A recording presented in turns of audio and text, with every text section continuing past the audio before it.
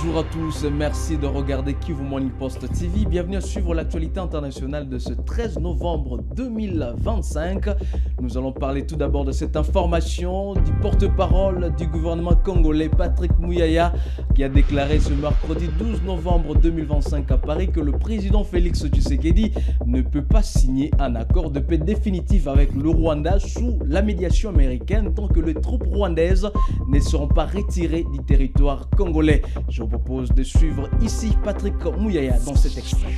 Nous avons paraphé parce qu'il y a eu un progrès. Donc, il y a eu, dans ce qui avait été signé, une section qui a été rajoutée. Et dans cette section, il est clairement dit que les cadres d'intégration économique régionale pourra effectivement être mis en œuvre après la satisfaction de l'exécution du CONUPS. Le CONUPS, c'est les volets militaires de l'accord du 27 juin qui stipule d'une part que nous allons traiter la question des FDLR et que le Rwanda va à son tour retirer ce qu'on appelle ces mesures de défense, en réalité la présence de son troupe et de son matériel militaire. Donc nous faisons notre part et ils doivent faire la leur. Voilà plus de 4 mois que les ministres des Affaires étrangères de vos deux pays, le Congo et le Rwanda, ont signé un premier accord de paix à Washington, c'était le 27 juin. Mais à quand un accord de paix définitif signé par vos deux présidents, Félix Tshisekedi et Paul Kagame, en présence de Donald Trump à Washington? Mais je crois que c'est prévu et les conditions doivent être réunies. Mais il y a pour nous un facteur principal, c'est le retrait de ce qu'on dit en langage diplomatique, mesures de défense du Rwanda, mais qui en réalité, c'est son armée et tout le matériel qui sont déployés sur notre territoire. Donc pas de déplacement de Félix Tshisekedi à Washington avant un début de retrait des forces rwandaises de votre territoire? Je crois que nous l'avons fait savoir, notamment à la médiation américaine. Le retrait des troupes rwandaises est la condition principale pour que nous puissions avancer. Parce que le président de la République ne peut pas aller sans que nous ne puissions être en mesure, avec les Américains avec lesquels nous travaillons, de constater qu'il y a eu retrait des troupes rwandaises et de tout ce qui les accompagne. Restons à Paris où le procès de l'ex-rebelle congolais Roger Lumbala s'est ouvert dans la matinée de ce mercredi 12 novembre 2025 au Palais de justice de Paris.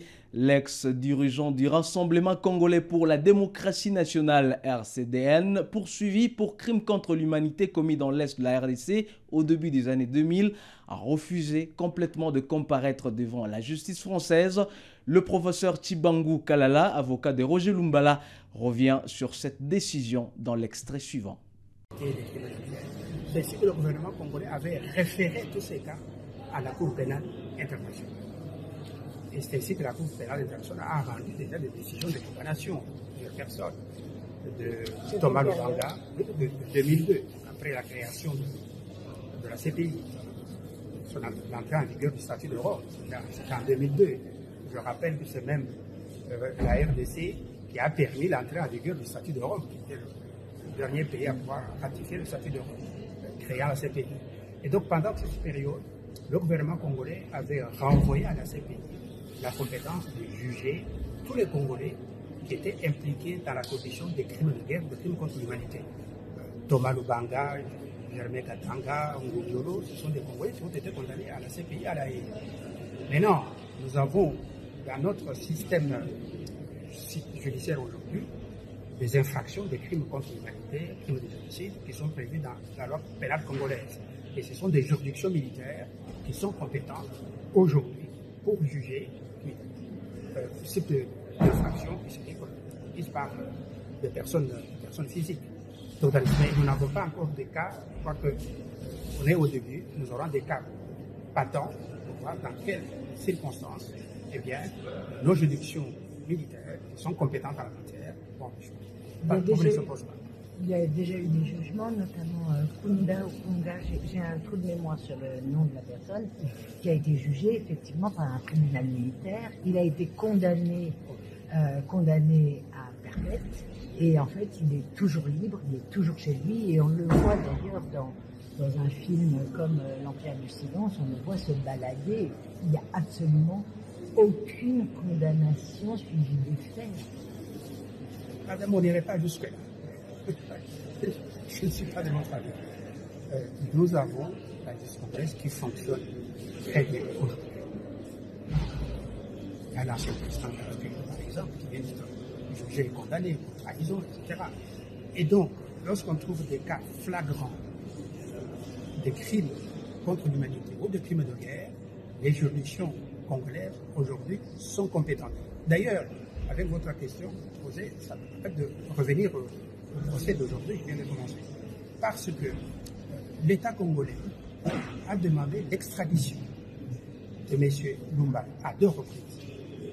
Je dirais même déjà à 3 reprises, mais récemment, au mois de mars de cette année-ci et au mois d'octobre, le gouvernement congolais, par le biais bien sûr de la justice congolaise, a demandé l'extradition de M. Lumba vers le Congo pour qu'il soit jugé. Parce que la justice congolaise aujourd'hui est bien organisée et bien placée pour juger des crimes qui ont été commis sur le territoire congolais et dont les victimes, ce sont des Congolaises. Et vous avez vu tout à l'heure le problème dans la salle.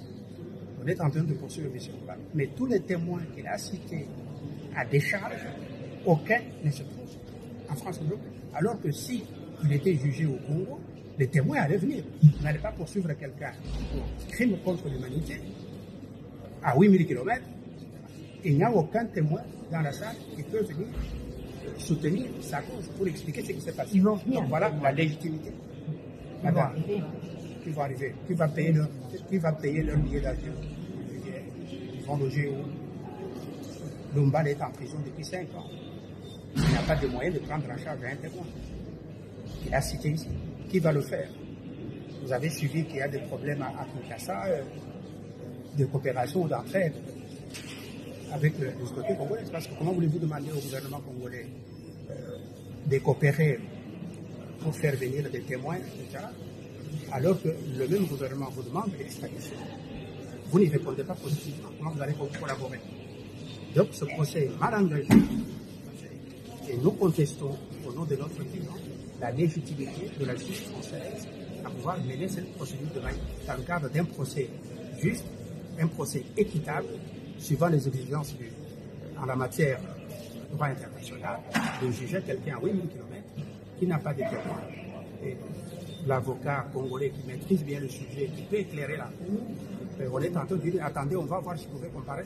Donc, c'est-à-dire, on voit un certain acharnement de la justice française contre notre client, en voulant coûte que coûte le juger en France, alors qu'on voit bien qu'ils ne sont pas outillés pour mener ce procès de manière correcte, dans l'intérêt de la justice et dans l'intérêt des droits de la défense de notre pays. Merci beaucoup. Merci.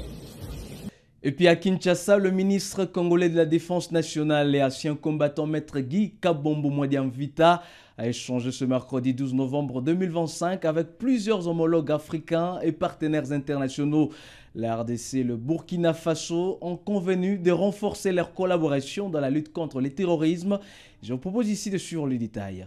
À Kinshasa, le ministre congolais de la Défense nationale et ancien combattant maître Guy Kabombo Mwadiamvita a échangé ce mercredi 12 novembre 2025 avec plusieurs homologues africains et partenaires internationaux. Selon les cabinets du ministère de la Défense, le patron de la Défense nationale congolaise a d'abord rencontré le ministre d'État burkinabé de la Défense, le général de brigade Célestin Simporé. Les décisions ont porté sur le renforcement de la coopération militaire entre les deux pays, notamment dans les domaines du partage d'expertise et de la lutte contre le terrorisme.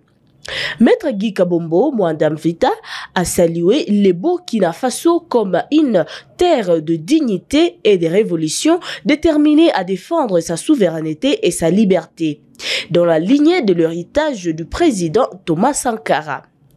La même source indique qu'il a ensuite reçu le secrétaire général de la défense du Niger, représentant personnel du général d'armée Silifou Modi, ministre d'État et ministre de la Défense nationale du Niger.